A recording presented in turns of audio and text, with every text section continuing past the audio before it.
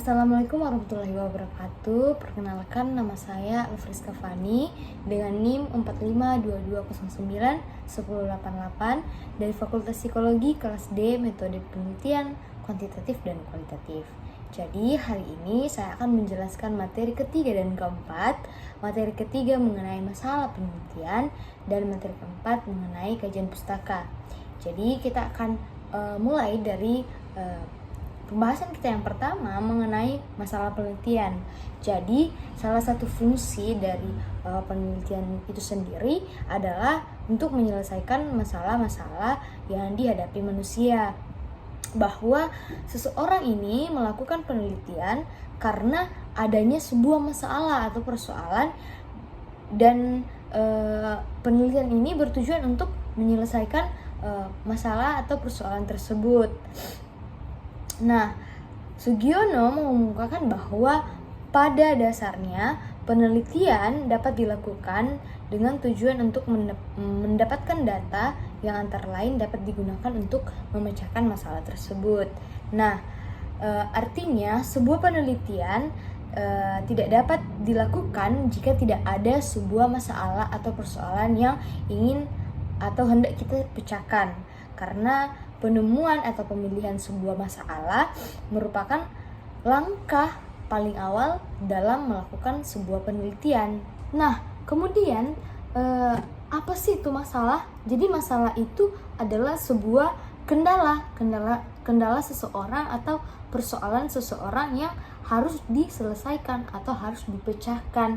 Nah, masalah merupakan sebuah kesenjangan antara kenyataan dengan suatu yang kita harapkan dengan baik bisa tercapai tujuannya dengan sebuah hasil yang maksimal. Nah, menurut John Dewey dan Kerlinger yang dikutip dari Sukardi bahwa pertama, permasalahan ini diartikan sebagai sesuatu yang menghalangi tercapainya sebuah tujuan. Yang kedua, permasalahan adalah sesuatu yang dijadikan target yang telah ditetapkan oleh seorang peneliti, tetapi karena sesuatu hal target tidak dapat tercapai atau tidak dapat kita capai. Kemudian yang ketiga itu permasalahan adalah jarak antara sesuatu yang diharapkan dengan suatu kenyataan yang ada. Nah, ada juga menurut dari Visser yang dikutip dari Rianto Adi, ia mendefinisikan bahwa masalah sebagai yang pertama. Masalah ini adalah suatu kesulitan yang mungkin dirasakan oleh seseorang. Kemudian suatu perasaan yang tidak menyenangkan bagi seseorang atas fenomena yang sudah terjadi atau fenomena yang terjadi. Kemudian yang ketiga itu masalah ini adalah suatu ketidakpastian atau penyimpangan yang dirasakan atas apa yang seharusnya dan apa yang tidak, atau apa yang ada atau terjadi begitu. Nah, berdasarkan dari definisi-definisi ini, kita dapat menyimpulkan bahwa masalah ini adalah sesuatu yang menjadi penghalang tercapainya sebuah tujuan yang harus kita upayakan untuk menyelesaikannya melalui sebuah proses, dan prosesnya ini harus dilakukan secara sistematis. Nah, kemudian kita perlu mengidentifikasi masalah tersebut. Nah, identifikasi masalah berarti kita pertama-tama harus mengenali masalah, yaitu dengan cara kita harus mendaftar faktor-faktor yang mungkin menjadi sebuah permasalahan. Nah, selanjutnya pengertian dari identifikasi masalah menurut Sugiono, ia mendefinisikan bahwa mengidentifikasi atau identifikasi masalah ini merupakan suatu kegiatan yang dimana kita mencari masalah yang sekiranya kita dapat menemukan jawaban atas permasalahan melalui penelitian. Nah, sementara itu ada juga menurut Marta, ia mengatakan bahwa identifikasi masalah itu merupakan Identifikasi permasalahan penelitian itu adalah pernyataan singkat tentang permasalahan yang akan kita pecahkan dan merupakan intisari dari latar belakang masalah. Nah, berdasarkan dari beberapa pengertian atau pendapat para ahli, kita bisa menyimpulkan bahwa identifikasi masalah adalah suatu proses dalam penelitian yang menjadi langkah awal dan penyebab diadakannya sebuah penelitian. Jadi kita tidak dapat melakukan penelitian kalau tidak ada masalah, karena dari masalah muncul langkah awal kita melakukan suatu penelitian untuk memecahkan masalah tersebut. Nah, yang berikutnya bentuk identifikasi masalah. Nah, identifikasi masalah itu terbagi menjadi dua, yaitu identifikasi masalah penelitian terapan dan penelitian dasar. Nah, kalau dari penelitian terapan, peneliti dapat mengemukakan fakta-fakta atau masalah-masalah empiris yang ditemukan berkaitan dengan fokus yang akan diteliti. Kemudian, jika identifikasi masalah penelitian dasar, peneliti ini dapat mengemukakan faktor-faktor secara konsep teoritis terkait faktor yang memengaruhi masalah utama ini. Nah, adapun ciri-ciri dari permasalahan yang baik serta layak untuk diteliti itu diantaranya masalah harus dapat diteliti pastinya. Yang berikutnya mempunyai manfaat teoritis maupun manfaat praktis. Kemudian dapat diukur serta sesuai dengan kemampuan dan keinginan si peneliti. Kemudian menurut Kasiram, masalah ini dapat dibedakan menjadi beberapa macam. Jadi menurut Kasiram, dia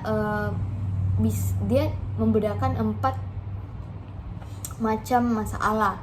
Yang pertama itu masalah deskriptif. Nah, yang disebut masalah deskriptif di sini adalah bila kejadian dari masalah itu belum jelas, belum bisa digambarkan atau dilukiskan dengan fenomena apa sebenarnya yang terjadi dalam permasalahan tersebut. Kemudian masalah korelatif, yaitu bila sudah muncul fenomena yang berkaitan dengan ada atau tidaknya hubungan antara dua faktor atau variabel yang lebih. Kemudian ada masalah analitis atau kasual, yaitu bila adanya fenomena itu adalah hasil dari proses sebab akibat. Kemudian masalah fungsional. Nah, masalah fungsional ini bila kita dihadapkan pada pilihan mana yang lebih baik dari dua alternatif. Kemudian ada masalah asosiatif. Nah, masalah asosiatif ini sendiri adalah permasalahan yang berhubungan antara dua variabel atau lebih. Nah, kemudian permasalahan penelitian yang perlu dipertimbangkan itu ada beberapa hal. Yang pertama, permasalahan harus sesuai dengan bidang ilmu yang sudah atau sedang dialami. Kemudian, permasalahan yang dipilih harus sesuai dengan minat calon si peneliti. Kemudian yang ketiga, permasalahan yang dipilih itu harus penting dalam artinya harus penting ini dia memiliki manfaat yang luas. Kemudian dalam mengidentifikasi masalah untuk merumuskan suatu masalah penelitian ilmiah, ia memiliki ciri-ciri sebagai berikut. Yang pertama itu, ciri yang pertama, masalah menanyakan dua atau lebih variabel. Kemudian masalah dinyatakan atau dirumuskan secara jelas dan tidak ambigu. Kemudian masalah dapat didukung dengan data yang empiris atau data yang jelas. Kemudian masalah tidak menyangkut moral atau etika. Kemudian masalah sesuai dengan keinginan dan kemampuan kita sebagai seorang peneliti. Kemudian yang terakhir, dapat bermanfaat secara luas baik bagi peneliti maupun bagi masyarakat. Nah, kemudian dari mana sih kita bisa memperoleh sebuah sumber atau kita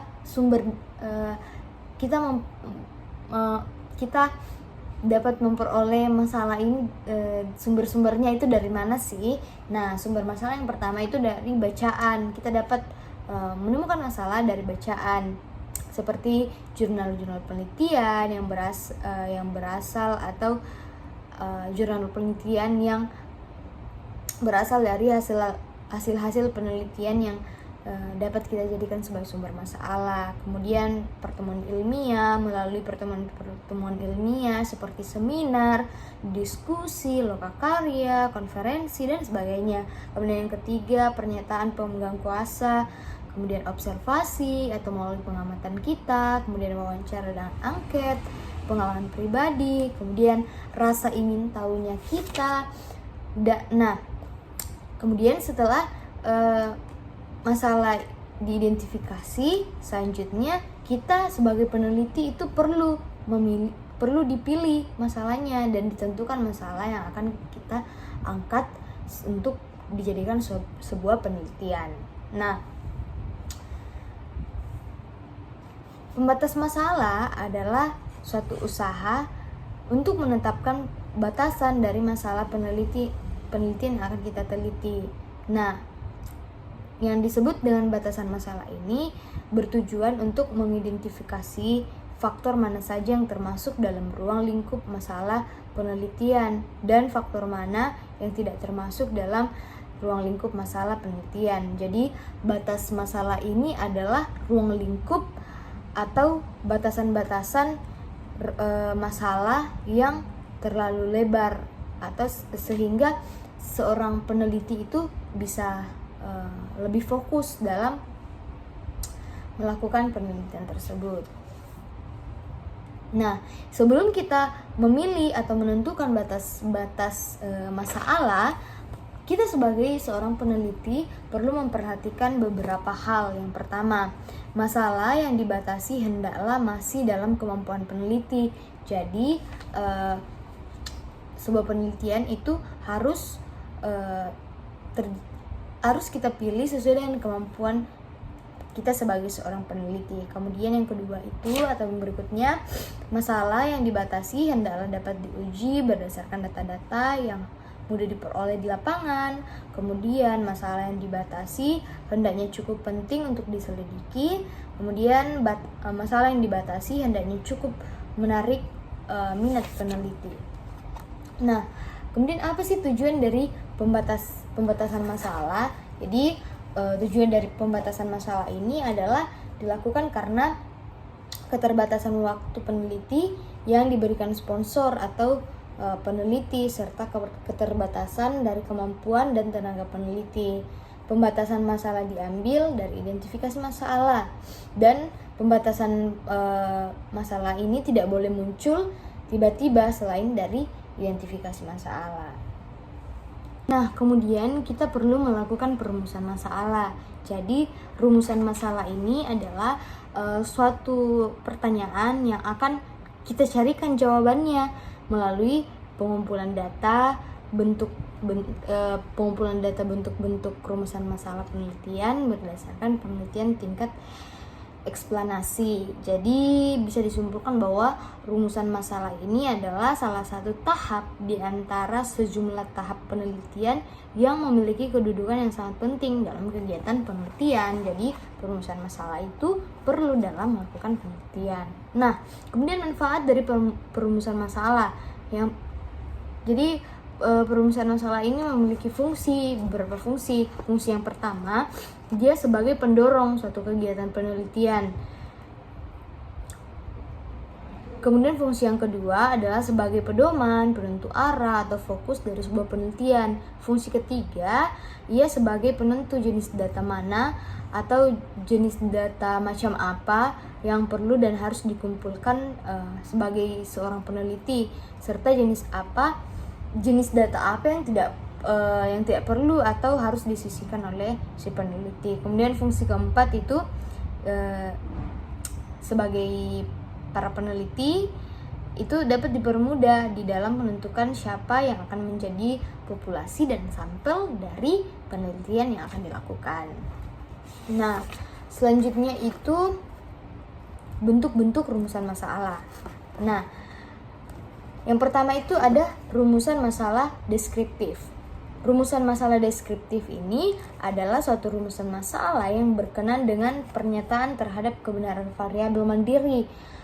baik hanya satu variabel atau lebih, atau variabel yang berdiri sendiri. Jadi dalam penelitian ini, peneliti tidak membuat perbandingan variabel tersebut dengan variabel lain. Kemudian bentuk rumusan masalah yang kedua itu ada rumusan masalah komparatif. Rumusan masalah komparatif ini adalah rumusan masalah di mana si peneliti ini membandingkan satu variabel atau lebih, dua atau lebih sampel yang berbeda pada waktu yang berbeda juga. Kemudian rumusan masalah yang ketiga itu ada rumusan masalah asosiatif. Rumusan masalah asosiatif ini adalah rumusan masalah yang bersifat menanyakan apa sih hubungan dari dua variabel atau lebih. Nah, dalam masalah asosiatif ini terdapat 3 hubungan, yaitu hubungan simetris, di mana hubungan simetris ini adalah hubungan antara dua variabel atau lebih yang kebetulan muncul bersamaan. Nah, kemudian hubungan kasual. Hubungan kasual adalah hubungan yang bersifat sebab akibat. Dan hubungan yang ketiga itu ada hubungan interaktif atau timbal balik. Nah, hubungan interaktif ini adalah hubungan yang saling mempengaruhi. Nah, kemudian kriteria dari perumusan masalah. Kriteria pertama dari perumusan masalah itu adalah berwujud kalimat tanya atau bersifat kalimat interrogatif. Kemudian kriteria yang kedua itu adalah bermanfaat atau berhubungan dengan upaya pembentukan dan perkembangan teori. Dan kriteria yang ketiga adalah bahwa suatu perumusan masalah yang baik juga hendaknya dirumuskan dalam konteks kebijakan pragmatis yang sedang aktual. Kemudian ciri-ciri dari perumusan masalah. Nah, terdapat beberapa ciri dalam masalah yang baik, yaitu sebagai berikut. Masalah ini harus mempunyai keaslian. Maksudnya di sini adalah masalah yang diteliti itu belum pernah diteliti sebelumnya oleh peneliti lain. Kemudian yang kedua, masalah harus menyatakan suatu hubungan antara variabel-variabel tertentu yang saling berkaitan. Kemudian masalah harus merupakan hal yang penting dan bukan masalah yang sepele untuk diteliti. Kemudian masalah ini harus dapat diuji. Kemudian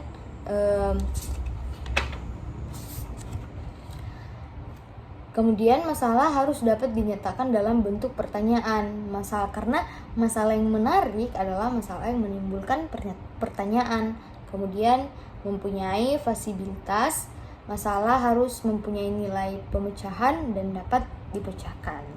Kemudian yang terakhir, sesuai dengan kualifikasi peneliti. Masalah yang nantinya si peneliti akan teliti harus dapat dipecahkan oleh si peneliti tersebut.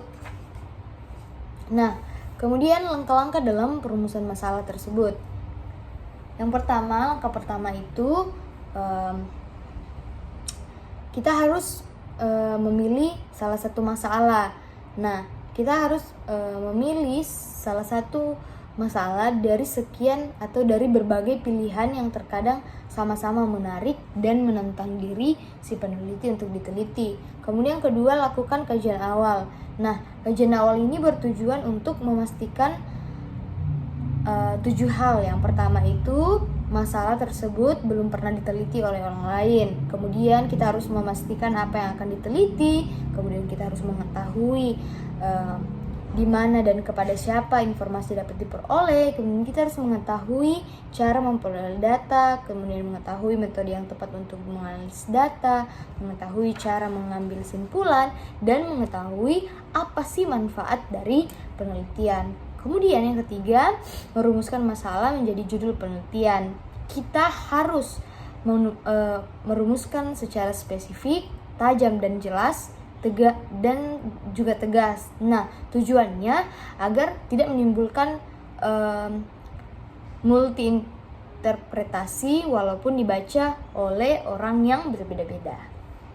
Kemudian bagaimana sih kita atau bagaimana sih cara menyusun rumusan masalah? Yang pertama itu kita perlu mengidentifikasi subjek area yang luas dan menarik. Kemudian yang kedua, kita harus membagi subjek area luas menjadi sub area.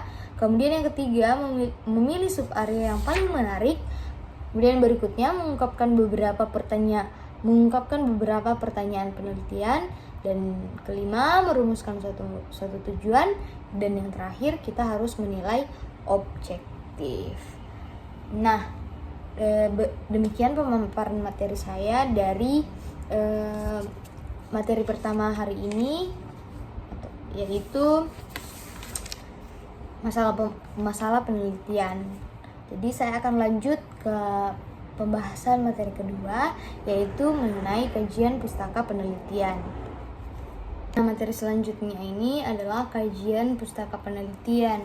Jadi tinjauan pustaka merupakan salah satu bab yang hampir selalu ditemukan dalam sebuah proses proposal penelitian dan juga laporan penelitian, termasuk skripsi, tesis, dan sebagainya. Jadi apa sih fungsi dari tinjauan pustaka di sini? Jadi fungsi tinjauan pustaka di sini adalah diambil alih oleh bagian pendahuluan. Nah, kemudian kajian pustaka sendiri merupakan momentum bagi calon peneliti untuk mendemonstrasikan hasil bacaannya yang ekstensif terhadap literatur yang berkaitan dengan pokok masalah yang akan diteliti. Jadi melalui kajian pustaka, peneliti akan mampu mendefinisikan atau mengidentifikasi kemungkinan, signifikansi, dan kontribusi akademik dari penelitiannya pada waktu dan tempat tertentu.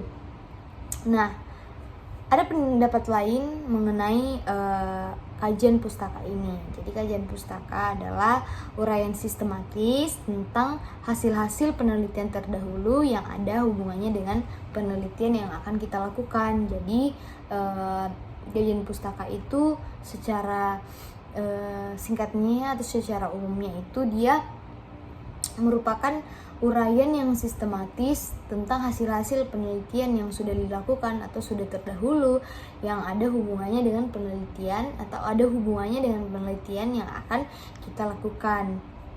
Jadi tinjauan pustaka atau yang disebut dengan nama lain kajian pustaka adalah daftar referensi dari semua jenis referensi seperti buku, jurnal, papers, artikel, disertasi, tesis, skripsi, laboratori manual, dan karya ilmiah lainnya yang kita kutip di dalam penulisan proposal. Jadi semua referensi yang tertulis dalam kajian pustaka harus dirujuk dalam skripsi. Nah, kajian pustaka dalam sebuah penelitian ilmiah itu adalah salah satu bagian penting dari keseluruhan langkah-langkah metode penelitian. Jadi tujuan utama dari kajian pustaka ini adalah untuk menemukan apa yang telah dilakukan oleh orang yang berhubungan dengan topik penelitian yang akan kita lakukan juga. Kemudian tinjauan pustaka juga adalah bagian awal yang sangat penting untuk dilakukan oleh si peneliti sebelum mulai melakukan penelitiannya. Nah, dari kajian pustaka ini memiliki fungsi. Jadi 3 fungsi dari kajian pustaka itu. Yang pertama, untuk memastikan pernahnya masalah yang sedang diteliti dilakukan oleh peneliti lain. Kemudian yang kedua, untuk mengetahui apakah masalah yang diteliti dikaji secara komprehensif, lengkap, dan hasilnya memuaskan atau tidak. Kemudian untuk mengungkapkan kekhasan atau perbedaan masalah yang akan kita teliti. Selain dengan fungsi ini, kajian pustaka bermanfaat untuk memperdalam pengetahuan ihwal masalah yang diteliti sehingga kita dapat menguasainya, kemudian menegaskan kerangka teoritis yang dijadikan landasan atau kerangka berpikir terhadap masalah penelitian, dan mempertajam konsep-konsep yang digunakan sehingga mempermudah perumusan hipotesis dan dapat menghindarkan terjadinya pengulangan penelitian terhadap masalah yang diteliti. Kemudian ada kriteria pemilihan sumber pustaka. Kriteria yang pertama itu ketetapan dari isi sumber pustaka sesuai dengan penelitian yang dilakukan atau dilaksanakan. Kemudian kejelasan, sumber pustaka harus mudah dipahami atau dimengerti oleh peneliti. Kemudian empiris, sumber pustaka itu harus berdasarkan pada kenyataan, bukan dari hasil imajinasi kita. Kemudian terorganisasi, jadi isi dari sumber pustaka harus terorganisasi dengan baik sehingga memudahkan kita untuk mencari informasi. Kemudian kemutahiran, sumber pustaka harus berdasarkan perkembangan terbaru dalam bidangnya atau up to date. Kemudian relevansi, sumber pustaka harus berhubungan dengan penelitian. Kemudian yang terakhir, meyakinkan, sumber pustaka harus dapat menjadi acuan yang terpercaya bagi peneliti. Kemudian yang berikutnya, secara garis besar itu sumber bacaan dibedakan menjadi 3, yaitu referensi umum. Referensi umum ini misalnya dari artikel tertentu kayak karangan ilmiah, buku, dan dokumen lainnya, atau seperti judul buku serta tempat penerbitan artikel atau wacana atau beberapa abstrak. Kemudian sumber primer. Sumber primer ini